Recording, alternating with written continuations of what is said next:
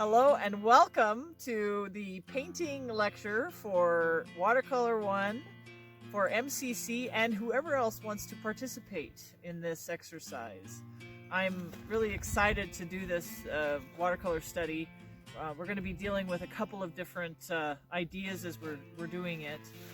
The assignment for the MCC students will be due next Tuesday, April 7th. And the assignment will be posted into Schoology. So if you, after this video, you'll be able to access the lecture and the assignment and be able to partake. I'll go ahead and stop with that. All right, so we're out on Silver Springs. This is where my little cabin and little artist retreat is, and I'm so happy. Yeah, Joy, thank you, Joy, again for being my videographer. You're welcome. I wouldn't miss this for anything. You kidding me? So we have this beautiful vista of plants and landscape and all this, and you don't have to actually work hard to go find somewhere pretty to paint, because almost everywhere where everyone is, it's easy to find little vistas and beautiful views. Even if your view is a cityscape, it's okay. You can paint in a urban setting just as much as a rural setting. But the thing about what we're going to be focusing on in this lecture is this idea of plein air. It's spelled P-L-E-I-N-A-I-R-E. So it means plein air, painting outside. So the idea of plein air is to be outside working and allowing nature to sort of be part of the experience. So the artist that I really wanted to focus on for today is a watercolorist that started out as an engraver in the late 1800s. His name is Thomas Moran. There's actually a place outside of Yellowstone called Moran Junction. And Moran is named after Thomas Moran. He was invited by a fellow who was the chief of the Geological Survey, his last name being Hayden, which there's a Hayden Valley named after him in Yellowstone, and another fellow by the name of J. Cook, who also has a town named Cook City named after him in outside of the northeast entrance of Yellowstone. And he was one of the owners of the Northern Pacific Railroad. So in the late 1800s, 1870s in fact, they were really interested in finding out what Yellowstone, Lewis and Clark had sort of hinted at Yellowstone, but nobody had really explored it. So this was an expedition in the late 1870s to go out and find out what the Yellowstone area had to offer. And of course it blew everybody's mind. All of the natural the natural wonders that were there, as well as the hot water, and just the whole landscape there was just beyond belief to these people from the east. So there's a group of artists by the name, they called themselves the Hudson River School, and they were in New York in the late 1800s, and Moran was part of this group. He, like I said earlier, he apprenticed as an engraver, but really didn't enjoy the long, arduous work of creating engravings. And watercolors were his go-to when he would be off on his own and stuff. He would go to watercolors. Well, his watercolors became his important work. And it's interesting because at the time, watercolors were always sort of considered something you would do in a prep for then to make into an oil painting or to make into a more extensive work of art. But Moran really decided that watercolor in itself was the medium. Okay, so this is one of his early, when he was in Yellowstone, this is one of the Yellowstone Grand Canyon, the Grand Canyon of the Yellowstone images of the falls. And there's actually a point in the falls called Inspiration Point that you can go to today. Well, maybe not today, but you can go to when you're vacationing in Yellowstone, and you can kind of see the vista of where he traveled to. This is another example of one of his watercolors on that expedition. So you can tell they're not just sketches, they're very, very dedicated and completed works of art. That's also the falls of the Grand Canyon of the Yellowstone. And then this one is also another pretty interesting. This is a landscape of one of the mountain ranges, probably not far from where the Grand Canyon of the Yellowstone is. Okay, so his works have that old school kind of feel to it. The Hudson River School, they were mostly dealing with landscape works. Other artists that were part of the school was Albert Bierstadt. Bierstadt was a German painter that was living in the United States, and some of his landscapes of the West are so amazing. They're huge. They're amazing. In fact, there's 5 of them located at the National Gallery in Washington, D.C., and you have to lay back on a couch to actually get the sense of them. They're so huge and panoramic. And when you get outside and you're painting outside, you realize how you can be influenced by it. When you're sitting in a studio and you're looking at a photograph of something and you're reproducing it, you don't get the sense of grandeur that you get when you're outside painting. So I'm going to go ahead and stop for now, and we're going to come back and I'm going to talk to you about the next part of the assignment. So we have this beautiful vista of the Hualapai Mountains, and if you look, you can see this idea of what's called Sfumato, spelled S-F-U-M-A-T-O. And what it means is atmospheric perspective. We've talked a little bit about it in class, but you really do get a sense of the fact that this haze that's created, it's not smog, it's just the air holding some sort of value within the distance.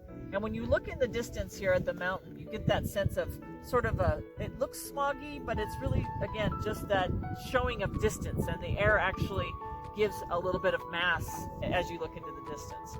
So the first assignment, and we talked a little bit about this in class, is you're going to be doing a study of variations.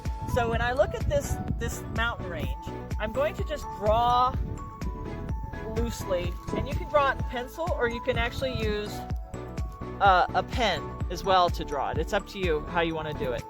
The pen is kind of cool because it will bleed as you're adding water to it, and so it gives it sort of more of a I don't know, atmospheric feel to it. Anyway, I'm just doing a contour line drawing of the vista that I see here of the Hualapai range here. So that's the very top part, and again, it's not exact, but that's okay. We're just getting the basic idea of it. Now, then I'm going to look, and I'm going to find the next, there's going to be another layer. So I'm going to find that next layer of the vista and put it into play as well. Now, we don't have any clouds really today, which is ironic because the last time we made a video, it was snowing on us. But this time we don't have the cloud cover, so I don't have any clouds to play off of. That'll be another day. That'll be another time. So I'm just going to keep looking at my layers and laying in the layers of the different range parts of the mountain. Okay, and then at the foreground, nearing the foreground, I have this really nice butte that is it has a little this pencil's not really the best. It has this flat sort of mesa-like feel to it, and it has a little I don't know, it's like a antenna built onto it. Now you can put the antenna in if you want, or you don't have to, it's up to you. But I'm just going to put some of the details of that, lay the idea in. So you end up with a sketch that kind of looks layered. Okay, so that's what you're shooting for the first part of the painting. Okay. So when you're getting ready to paint plein air, you need to bring with you some stuff. And the nice thing about watercolors is it will all fit into a bag. So this is my bag that I carry. In fact, I think you gave this to me, Joy. I did give that to you. That was a gift a long time ago, and you had no idea that I was going to actually end up using this. It's beautiful. I love that. Tree of life.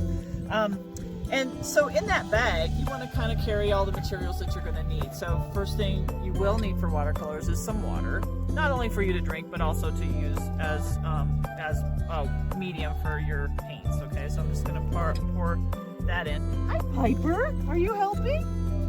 And then you can bring a palette with watercolors, wet watercolors squeezed into it. I tend to stick with my tablet watercolors for especially plein air because I I can get away with them easy, and I don't end up losing, they don't drip as badly and stuff. What I did is I poured a little bit of water into my watercolors to let them soften up a little bit. You want to have a variety of brushes that you bring. Again, you want to make sure they're soft bristled brushes, and having a palette to work on. You can either use the tray of the watercolors or bring an actual palette. And then I also bring extra materials with me in case I have pens, and you know, like I have an X-Acto knife. If you want to, we've been practicing using different techniques like salt. I didn't bring salt this time, but you can bring salt and do the salt technique and do the plastic technique. There's lots of different techniques that we've been practicing that you can actually do outside in a plein air situation. So I'm going to stop here and get ready to start painting. Okay, so as I start, I'm going to, there's often a sizing on the paper, which means that it's sort of a clear coat of a starch that's put over the paper. And if you either spray, you can bring a spray bottle, or you can just use a brush, a big brush, and just kind of lay a coat of water. Now what that's going to do is it's going to take the sizing off the paper, but it's also going to make the paper wet, and it will allow you to do the wet on wet technique, which is when you have a wet paper and a wet brush and you want to lay in some color. Now if I hold it at an angle and I lay this on, you see how it just kind of will bleed and come into, you know, I can affect the paper pretty easily with my color. Now if I wait and let that dry, then I come back in, or I can keep it very loose right now, and then I'll make it stricter as I go. So as I'm gonna grab another color, and so I'm looking at my my view, and it's going to be lighter in the distance. So I'm going to add a little bit more water in the distance to just kind of tone my and again, I'm not going to worry so much if I go out of the line right now, because I'll be able to bring that back later. I'm just trying to lay in just variations. Now it's going to slightly get darker for the next one, and you can either mix on your palette, or you can just go in with a slightly different color and lay that in. So it's going to get slightly darker as it comes down into the next level. And some artists will be very accurate in their colors. I like the feel of it being really loose. So again, that's going to be up to you how you want to do that. So I'm going to put my last kind of sort of layer of paint here, and then the last one's going to I'm going to go ahead and go with a little bit of brown to kind of set off that mesa. Okay, so this is all called wet on wet, and all I did was just laid down layers of paint. Now you can also leave white. If you leave a little bit of white in places, that's not bad either to do. So be aware that white is very valuable in watercolors, and it's hard to get it back unless you put white, like a white opaque paint on top of it. So I didn't leave any on this one.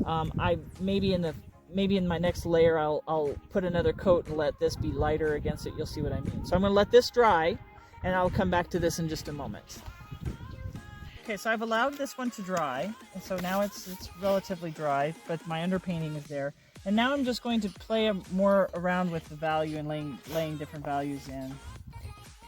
So I'm going to make the sky, the very top of the sky, have more value than as it touches the peak. Because if you look at the actual landscape itself, the sky has almost a lightness to it as it touches the mountains, if you see that. So I'm going to try to play with that atmospherically to get that feeling. So by darkening the very top part of the painting, then I'm going to have that feel of when I do the next layer. So okay, so I'm just going to kind of leave that like that. Now I'm going to come in with a darker. I'm going to go really tight into my line to really have, and this is all dry brush.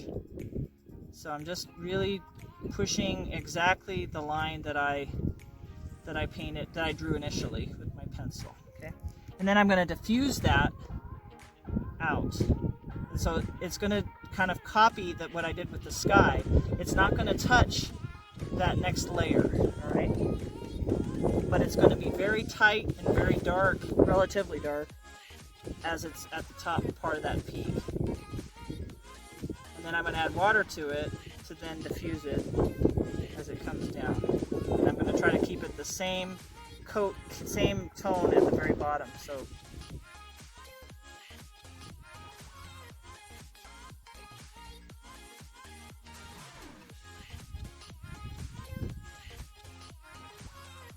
this painting is sort of meant to be very almost simple.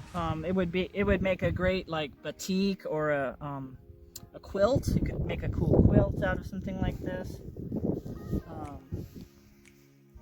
So now I'm going to go real dark again with a very heavy dry brush paint right up next to my line. And then I'm going to diffuse it.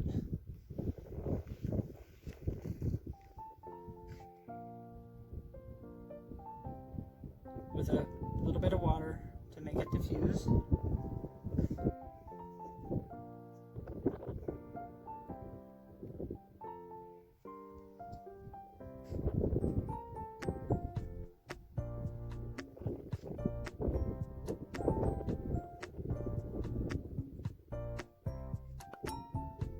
And the cool thing about watercolors is let the water do its thing. Let the water help you make interesting effects. And you know, Joy, you do a lot of ceramic stuff. This is kind of how I do the underglazes on clay. Yeah, I was just thinking that. So yeah, it's kind of a nice technique that you can utilize in other mediums, not just in watercolors. Or you can do it with acrylics as well, and you can actually kind of do it with oil with a lot of turpentine.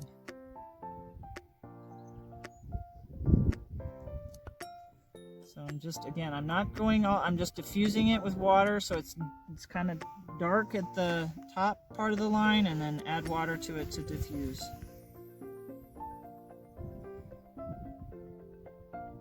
And you can also do, like, I'm famous for doing little designs in it. You could do that just to kind of give it that sense of whimsy if you want.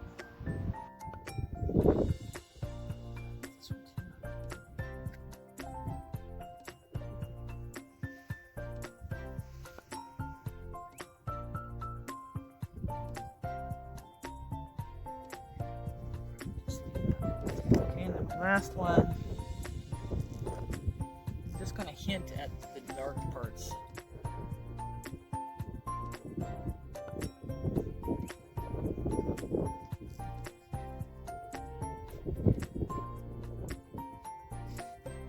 I am going to go ahead and give another layer of this brown right up next to it.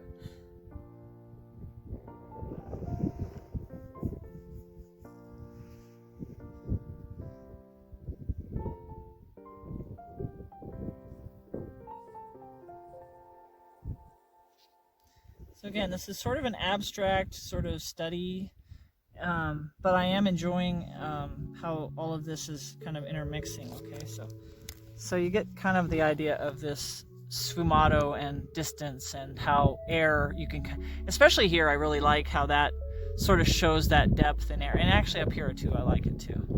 Okay, so this is your first study, is this idea of studying atmospheric perspective, or sfumato, as Da Vinci called it. Okay.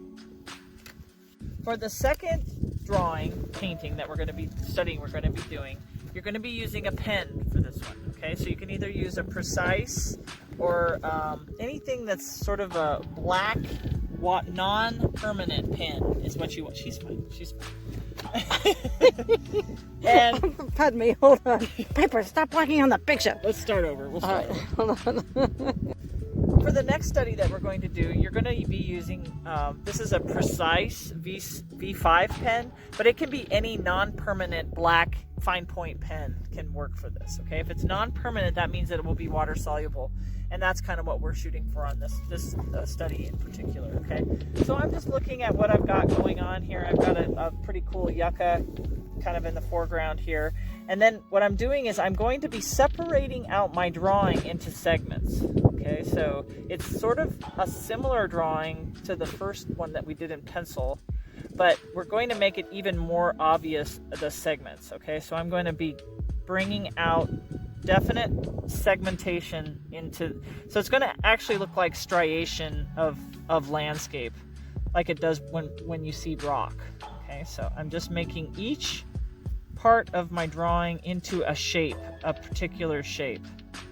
And then when I paint it, it's almost like a little bit like a color by number, it'll have a color by number sort of appearance to it, okay? And this is where you can, like, I'm gonna make, since it's kind of breezy out, I enjoy making my own wind. So I'm gonna draw wind as I kind of think it looks into the top part of my sky here. Since I don't have any clouds, I want to give the sky some interest as well. Okay, so that's my wind. Okay, and then, like I said, I'm just going to keep doing this. I want to put that butte back in it, and the butte itself has this very cool sort of shelf that I'm going to try to show as best I can, and sort of some ridges to it to give it that rock layer effect. Okay. It's hard for me to draw and speak at the same time, but you get the idea. All right, so that's sort of my sketch. Okay, so you can kind of see it's very loose. It's very, and I could probably do a little bit more of my segmentation that I was talking to you about. So I'm gonna just come in and put in shapes that sort of give it that sense of rock architecture. Okay, so by doing that, I'm going to end up painting each of the segments in different colors. Okay, so my clouds, if I can do it without the wind getting. And again, this is a dry paper, so I'm just doing a dry brush to do my initial layout here. Because I'm actually going to come back late. The neat thing about watercolors is they are transparent, so you can actually do many layers to get this idea of transparency within the medium. So I'm just going to keep layering in these within the... And it can be different. You can go with different colors in this because, like I said, this is not necessarily a photorealistic assignment. This is more of a feeling assignment. So if you go with other colors that aren't necessarily being represented in the sky or whatever, that's fine. I just want to get the feel. I want you to have a feel of the day, and you decide what that feel is. So that's what I like about it. And I am going to leave some white in this one.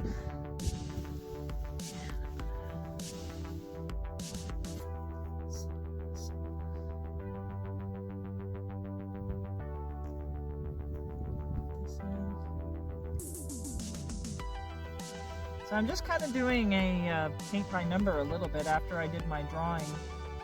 And you'll find that the pen, if you get a lot of water on the pen, it will diffuse, which can be nice if you want to play with that. Okay, so I'm just going to lay in my yucca.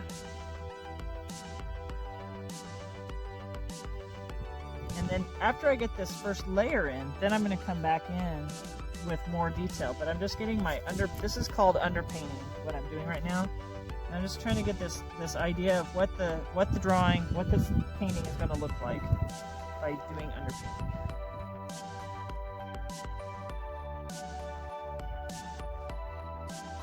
The dogs have officially pooped themselves out.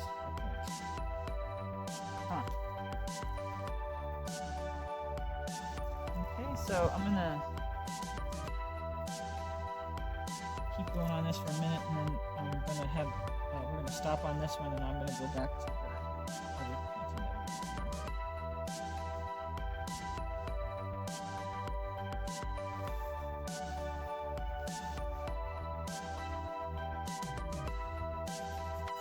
we did. Okay, so I would just keep going on this. We can go ahead and stop the video. Is there a fast mode? I think you put it fast mode when you put it into your program. Okay, gotcha. You have it speed up. But if it doesn't, It's okay, if it doesn't. I know the last program we used, we can speed it up. But I'm not sure of the one that you downloaded. Okay.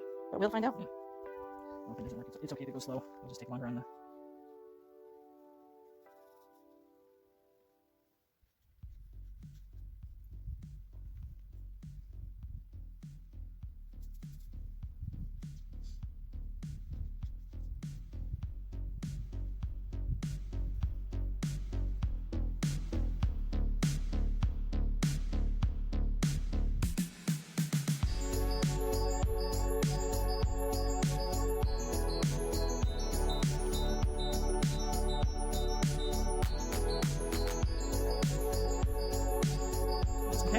kind of where I'm going to leave that for now and let it dry. Okay. So after my underpainting has dried, now I'm coming back in with both a Sharpie and my fine point marker, and I'm coming in to do some little drawing details. I call this doodling, and I doodle a lot in my work. And so I'm going to let some of that color stay, but I'm also going to end up putting some more color in after I've denoted my various shapes. Okay, so as I lay I'm looking at the shapes that I've already painted, and I'm trying to glorify those, and then also kind of dividing and making more segmentation with the drawing as I go. Okay, so as I do this, I know I'm probably going to come back with more color in just a minute, but I'm just trying to define what I want in the painting to how I want it to be. Because later I'm going to actually come back in. This is a real multimedia piece, not just watercolors, because I'm going to come back in with pens and everything and just kind of make it a multi-layered, lots of different tones and intensities as I work. Okay, so we'll go ahead and cut, and I'm going to come back in with color. So now I have these, I'm going to come back in and just highlight in these shapes with more colors to, again, give it another element, another layer. Because, again, having many layers of paint, with a transparent paint, you can end up kind of altering what the color is by the layers that you put onto it. You can also mix your colors on your palette and put it on, but I kind of like the putting it right onto the paper too. So I'm just enjoying the layering, and what my latest pen work did and how it's interacting with what I'm doing with this. I think I'm going to put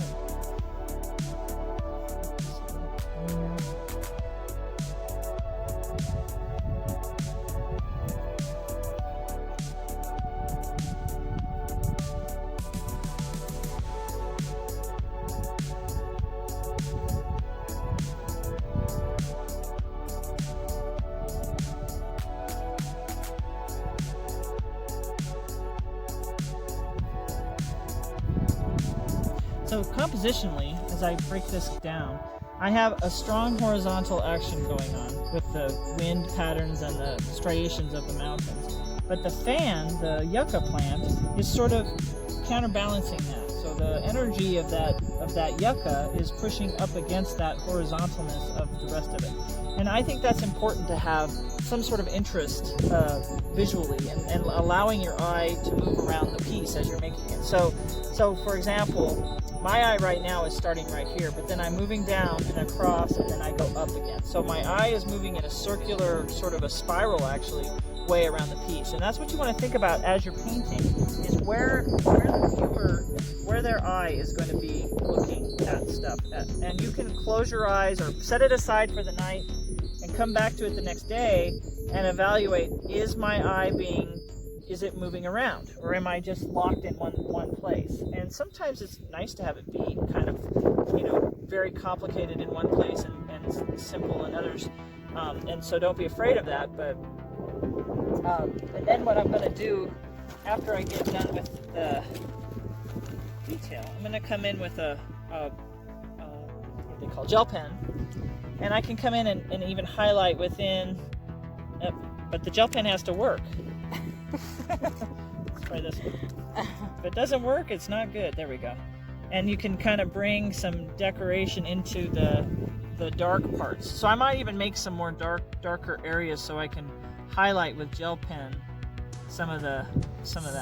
So I can do patterns, I can do dots, I could do repetitive line, especially like in the dark watercolor parts. You can come in with the gel pen and get some kind of interesting patterns with that as well. Okay, so this has got a long way to go, but your goal is to come up with a segmented, colorful sort of interpretation of the landscape that you're looking for. Okay, so these are the two paintings that you have to do this week. One is the Sfumato of a landscape that you're in plein air doing. You're out in nature doing it. You're cheating if you're taking a picture and then you're going into your studio or your house or whatever and you're painting. That's cheating. You need to be outside to do it, okay? And then the second one is this segmented piece where you're going to use your black pen, you're going to make your drawing, you're going to paint, you're going to come back, so it's a back and forth, black pen, paint, and then you can use your colored metallic gel pens as well, okay? So go crazy with this one. Really have fun with this one. Again, this one can become addicting.